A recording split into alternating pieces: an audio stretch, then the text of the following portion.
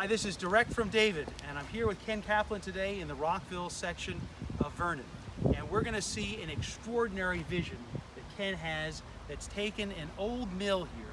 All over the state we have mills in towns like this. You see the river here. We're on the bridge of the water that literally powered this mill. And it was a great source of industry. We got a great history that Ken's going to tell you all about, but it had fallen into disrepair. As we walk across the space now, we're going to show you an extraordinary story of a before and an after of what this property looked like when Ken took it over, the vision that he has to turn it into a New England motorcycle museum, to bring all kinds of entertainment and people here. And so let me turn it over, Ken, just as we look at this building ahead here. Ken, when you came to this site, how long ago did you come here, and what did you see here? About 7.5 years ago when we came on the site. I've lived in Rockville my whole life, Rockville, Vernon, so this is my hometown. And what I saw was potential, massive potential. And right in this very spot where we're standing right here, I had one of those moments in life where you get a moment of clarity and you're like, this is something, it's a mission, it's something that I have to do. And just the magnitude of the buildings and the potential is what got me. And you'll see when you come out back here what we saw when we got here. So as you come in here, what you see is vision. Let's just give a shot to look around. Most people would look at this and they wouldn't see too much that excites them. This building that we're looking at right ahead here, this looks like it's in a fair bit of disrepair. These other buildings here. Tell us a little bit about the history and what went on in this site before you took it over. Give us a little bit of the history as we walk around. This was a textile factory for about 150 years, from 1814 till 1854, and it actually they made suits for the U.S. Army here. They actually made presidential inauguration suits for William B. McKinley and Roosevelt right in this building. Really? So for two presidents, they made their inauguration suits in this factory? Actually, 4 presidents. 4 presidents. So generations. And so as we look around here, we've got different buildings. Some of them are made out of wood. We've got some of them out of brick. This one is in concrete. What's the story with this concrete building? Well, there's a 100-year span of construction from 1814. The last building was built in 1908. That's so 1814, the first one, to 1908. Almost 100 years, yes. Tremendous.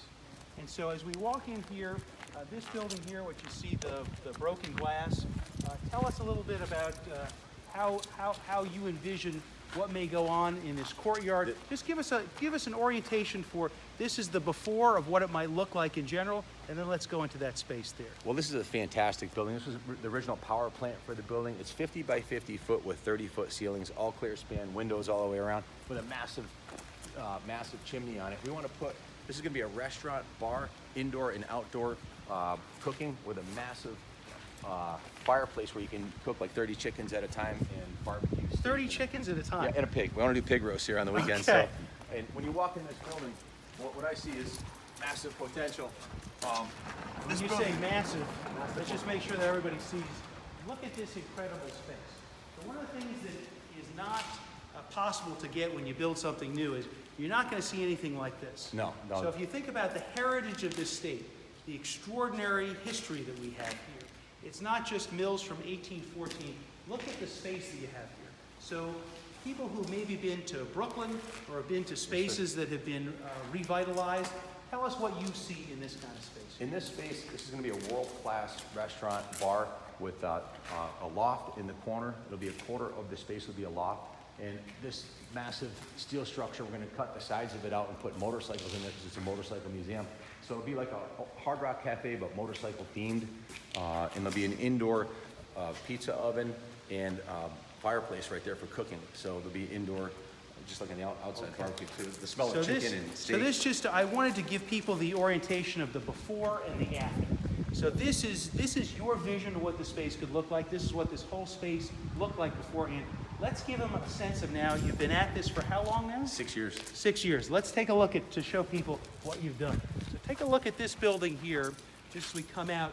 Look at the finish on it, and let's go back and forth. This building used to look like that building over there. Actually, so worse again, than that building, because that was a newer than building. Okay. This one was falling down. We had to jack it up and replace the foundation and replace all the beams, and there was a tremendous amount of structural damage. That one's actually in great shape compared to this one. Okay. Okay. Excuse me. So let's, what we're going to do now is we're going to go into this space. Why don't you, we're going to go up into the space now. Look at the brick work on the outside here. Absolutely spectacular.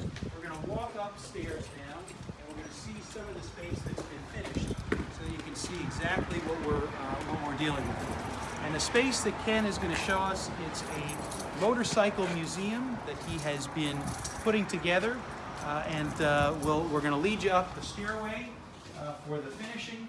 So Ken, tell us, as we're about to head up here, what are we about to see when we get to the second floor? The second floor is a 10,000 square foot, it's a football field long with 12-foot ceilings. It's clear span space except for the wood beams in the middle. And that's going to be the main sales showroom for the motorcycle franchises and the motorcycle museum that's going to be moving in here. So, okay, everybody, you ready for the big reveal? Let's come on in and let's show you what this space looks like. Look at this. Absolutely extraordinary. Tell us a little bit, Ken, about what went into making this space what it looks like today. 10 years of masonry labor, repointing all the bricks, 75 man years of labor into restoring the entire building. It's a 45,000 square foot building, roughly just under $5 million was invested, $100 a square foot, which is very reasonable, considering the amount of work we had to do. So a lot of blood, sweat, and tears. That went into this. Yeah, a lot of hard work. So this is what you see, and this space is absolutely magnificent. Thank you, sir.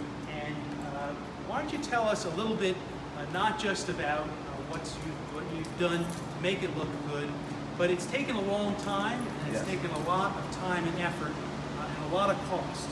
So tell me a little bit about why it's taken so long and so much money in order to accomplish this. Well, the building is on the state and federal historic parks list as a historic building, so we had to meet the state historic park. Let me shut this fan off real quick.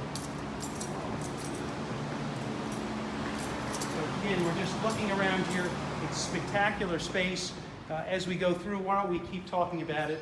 Sorry about that, I shut the fan off so we could hear, but. No problem. So what's been the challenge? Why don't you tell me a little bit about these windows here? You were telling me a little bit before about, we want to make sure that there's historical authenticity for this building. We want to make sure that it looks right. But tell me a little bit about these windows and what you went through to have to put them in, the cost, the time, the expense. Well, there's 287 all wood windows. By all wood, I mean, if you look, these aren't just in between the glass. This is wood on both sides of the glass. They have brass hinges, and it's a museum quality glass with 0 UV penetration, so motorcycles won't, and artwork won't decay in front of it while it sits here. But this is an all wooden frame, and if you look at the windowsill at the bottom, you see it's not perfectly straight. The building's 200 years old, made out of wood, so perfectly straight windows showed up and had to be carved to the exact fit of each window. So there was about 6 months of labor for a 10-man crew just doing the 287 windows, which and just to understand this, what are the costs of these windows, and how does that compare if you had a more standard kind of? We have gotten multiple quotes. There's only 4 companies in the country that make this type of window. It was $1,200 on average per window. We could have had Marvin or Anderson do name brand quality, modern aluminum windows that would look similar and been a lot less maintenance. For the average quote was around $325 each. We had one quote for $180. That was the lowest quote, so almost $1,000 less per window. Almost $1,000 per less per window. But these are magnificent windows. They're much nicer. They're magnificent windows, but as you think about, this is not a residential location. It's commercial. This is for a commercial use. And so as you then think about the various costs that the state has put on your project, what have been what kind of regulatory process have you gone through? I learned a lot of acronyms doing the project. OSTA, the Office of the State Traffic Authority. I didn't realize that we would get held up by about 1.5 years getting the approval. They wanted us to put a stoplight at the end of the street because there's 150,000 square foot of buildings here, and resurrecting this capacity of buildings they thought would impact the traffic. So we had to hire a traffic study, and that was part of it. The amount of reporting to achieve certified historic restoration status for the State Historic Parks Office, that was extremely expensive. So just the permitting process, getting the permits changed, trying to navigate the very complicated tax credit program for the state and federal tax credits. So there's been a number of challenges. We were just stopping off here. There's this extraordinary piece of artwork here. Just tell us a moment about how this extraordinary piece of artwork. This is the museum.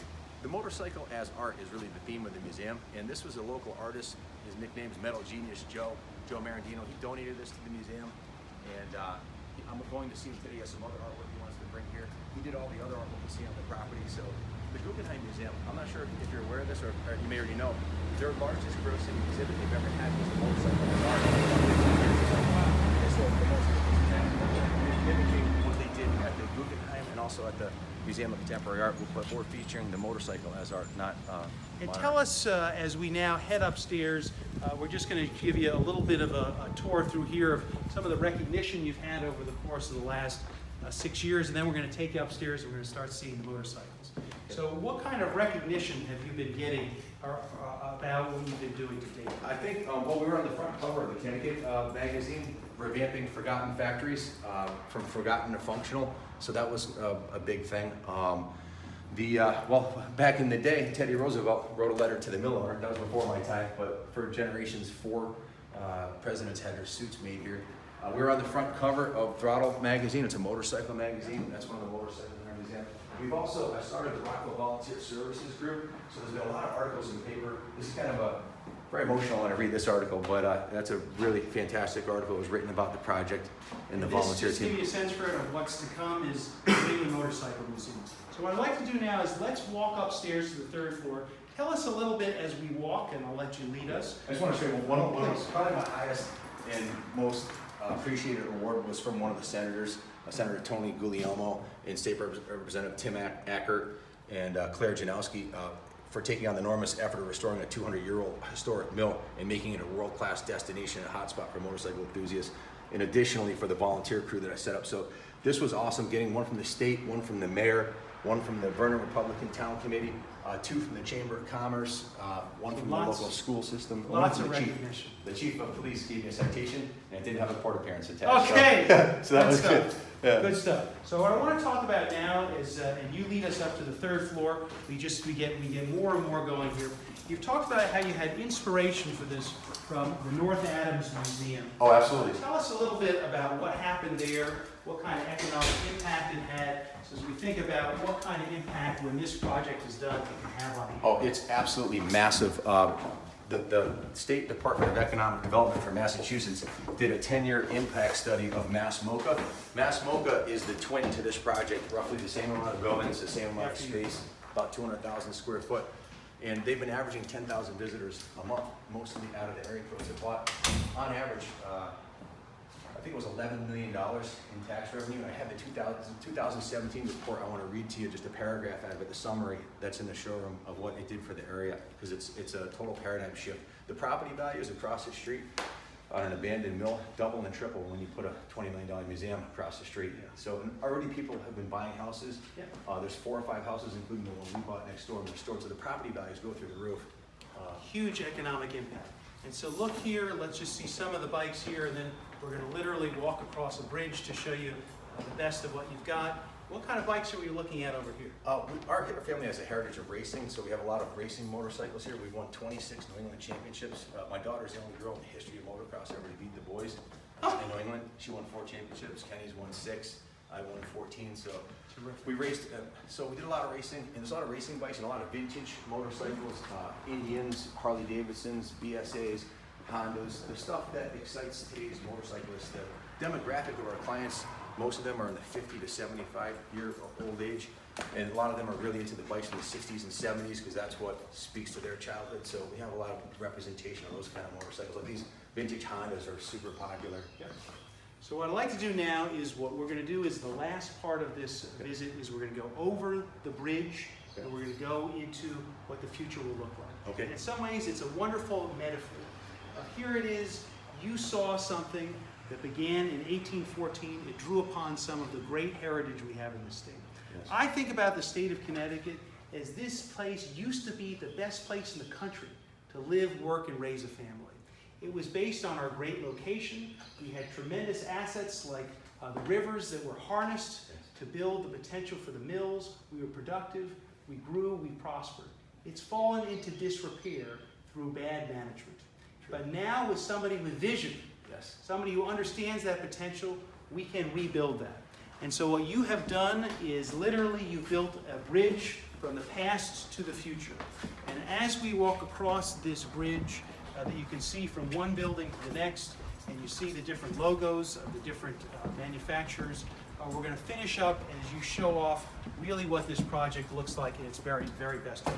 And so Ken, tell us about what we're seeing here. These are the some of the museum bikes. We've got a 46 Indian from the New York Police Department, a 48 Chief. We have a military Indian. Then we have a 4-cylinder Nimbus from the UK, a British BSA, English British Indian, and a Triumph. So these are all world-class museum motorcycles that are.